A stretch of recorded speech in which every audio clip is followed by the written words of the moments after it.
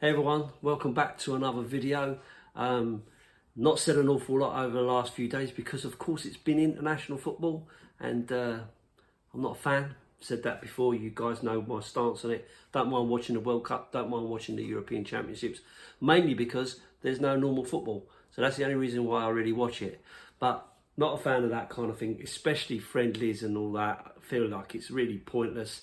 It's just something to give FIFA more money and so on. But some people like it, so fair play to them. And the players obviously like it. Those that are very, very patriotic to their countries, which is, it's not a bad thing.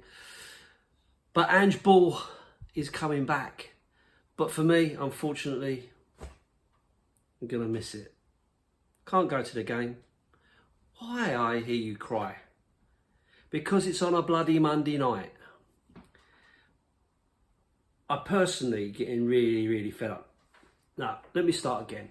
Last year, there were lots of games that I couldn't get to because of work commitments. We've all got lives, we've all got jobs, and especially not living local to the club, it's a little bit harder for some people, myself included.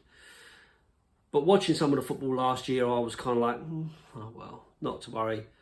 I'll see if someone else wants my ticket, and that'll go towards paying for next year's season ticket, when hopefully something better will come along. And of course it has. But now, I can't get to the football and I'm really disappointed. Because we've had 2 weeks without it, and it's been good, and so now I'm missing out. So thanks very much Sky Sports, TNT Sports and all the rest of them that create this problem where match-going fans like myself are pushed out. Now, luckily, someone else is going to take my ticket and they can get an opportunity to go to a game because they don't get to go to it very regularly, so that's great for them. But it's not great for me. And what's annoying is it's not just a one-off game. They're doing it all the time, especially to Tottenham. Bearing in mind, we've got no European football and so on, but we're playing Monday, Friday, Monday. And then we're also playing late Saturdays, early Sundays and all the rest of it. So, as a match-going fan with a season ticket, there's so many games I can't now get to. So what's the point? What's the point in having a season ticket if you can't go to the games? I know there's benefits. Cup games you might get a preference. If you get to a final you might get a preference and so on. So I get it, and I'm guaranteed to be able to go to the real crunch games. But again, the real crunch games that they're now starting to put on Mondays because people want to watch it on the TV and so on. The annoying thing about that is, of course, you could still put it on the TV at 3 o'clock on a Saturday afternoon because everywhere else around the world gets to watch it live, whatever time it's on, whatever day it's on. And it don't make any difference to them. It's only in this country where we're not allowed to watch 3 o'clock kickoffs on a Saturday. And that's because, of course, it will stop all the fans going to the matches. Not quite sold on that, bearing in mind we've got matches on a Saturday afternoon, on a Saturday evening, on a Sunday afternoon, on a Sunday evening, on a Monday night, on a Friday night. And yet we still seem to have full stadiums. Certainly for clubs that have got a massive support, and I guess the problem is, of course, that some of the lower teams who don't have that level of support might suffer from that. But then at the same time as that, the die-hard fans who want to watch football live will watch it live regardless of whether it's on TV.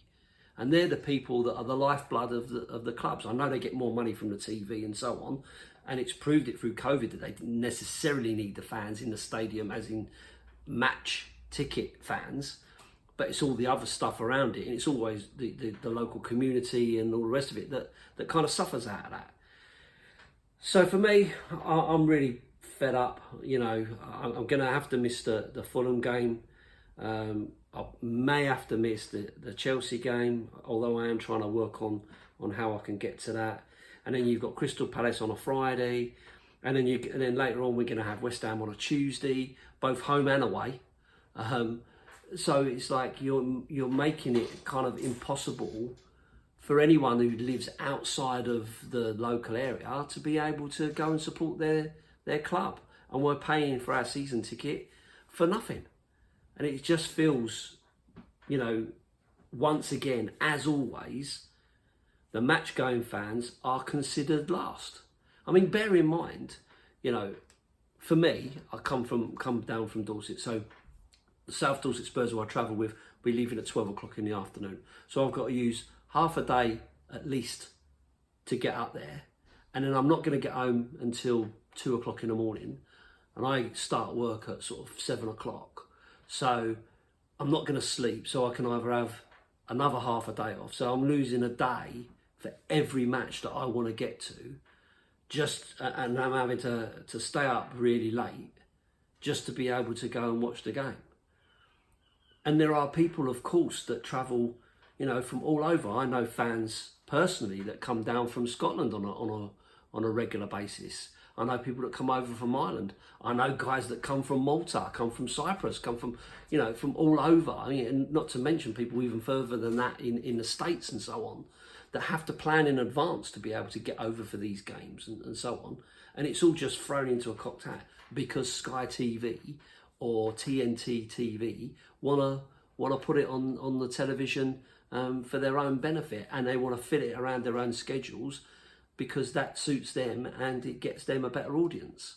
Well, when are they going to think about us as match-going fans, the people that make the atmosphere? When you're watching the football, you're watching the game, of course you are, but as soon as a player scores, what do they cut to?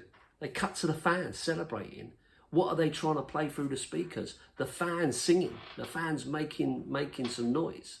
How do lots of these channels and stuff make up for when there's not a game on? They make up from it from listening to what fans are saying, to talk about what fans are saying, and so on.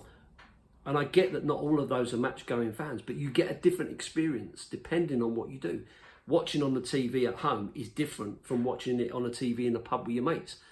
Going and watching the game live is different again. You see a different perspective. You're not influenced by the pundit, for instance, and you're not seeing everything. You're focusing on what you're focusing on. You're seeing what you're seeing.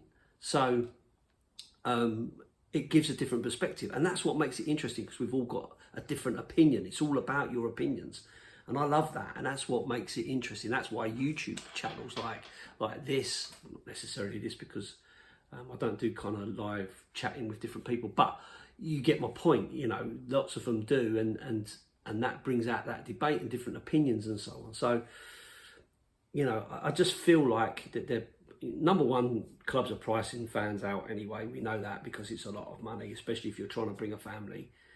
But then you're making it impossible for fans in the local, outside the local area to go. And most fans don't live in the local areas anymore. You know, unless you're a one team city, you know, your Newcastle or your Southampton or places like that. Yeah, you're a captured audience. Most of the fans will probably live within that area. Maybe I might be wrong, because obviously people do move out, so that might be a stupid statement. But generally speaking, but then if you look at a lot of the London clubs and everything, a lot of the original people that live in London move out of London. London is one of those cities where people move out an awful lot and spread across the country, across the world. And I'm not saying that doesn't happen to other cities, but you know, if you consider, you know, most people that go to the games in probably, you know, in Newcastle are probably in or around Newcastle. There'll be fans. I mean, I know fans from here that travel up to Newcastle to watch matches and stuff. But you get the point I'm trying to make. So for everybody else, travel is a real problem. And I travel from Dorset on a minibus. But if the minibus wasn't available, you've got to consider the trains, strikes, times and so on. You've got to think about buses and whether they're working and so on. So you could probably get X far home, but you might not get all the way home, depending on that. And the annoying thing about it is that no one considers it. And the supporters clubs, trusts and all the rest of it, they call this out all the time. And do you know what?